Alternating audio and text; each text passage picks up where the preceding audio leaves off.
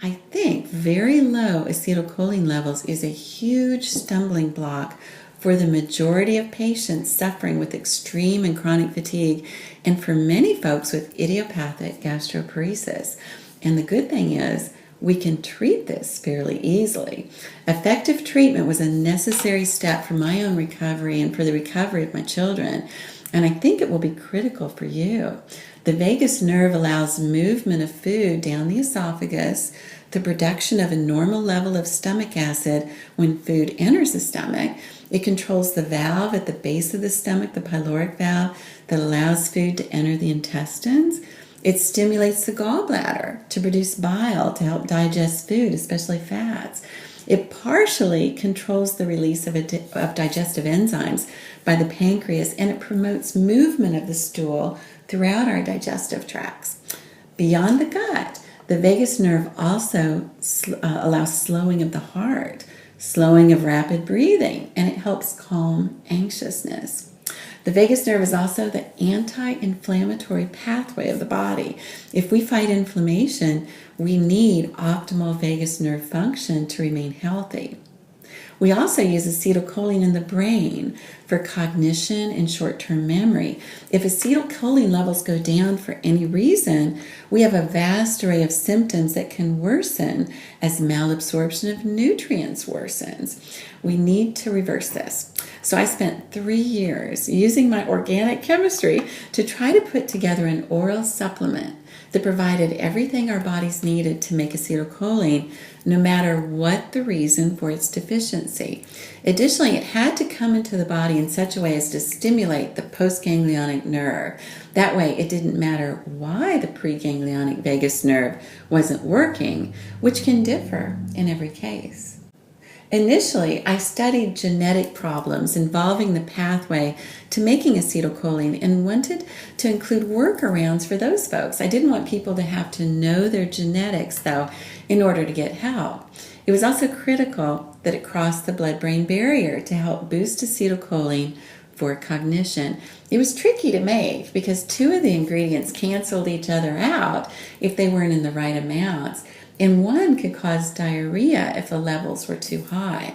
I also had to assume that many folks were dealing with malabsorption, which could affect the levels of ingredients absorbed.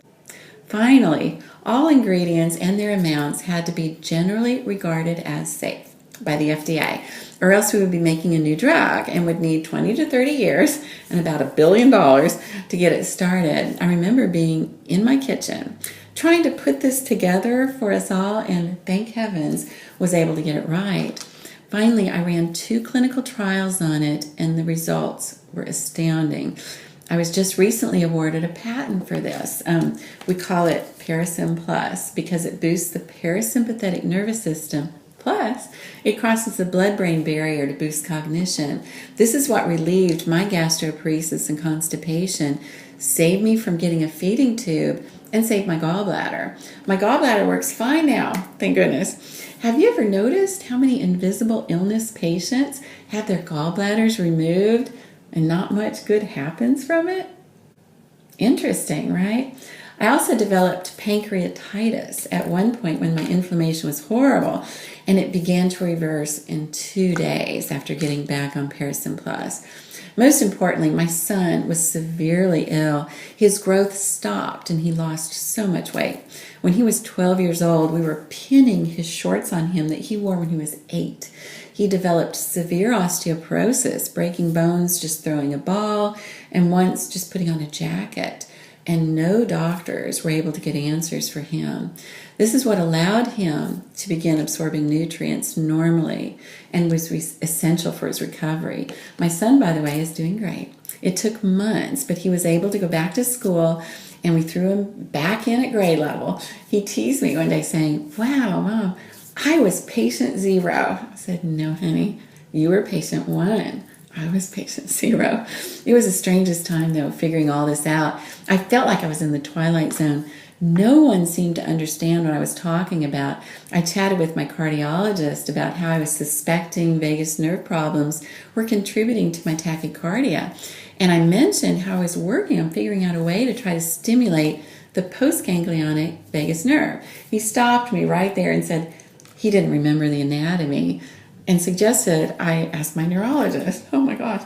I talked to my neurologist about it, and he said, honestly, Diana, I remember there is a postganglionic vagus nerve, but I don't remember the neurotransmitters.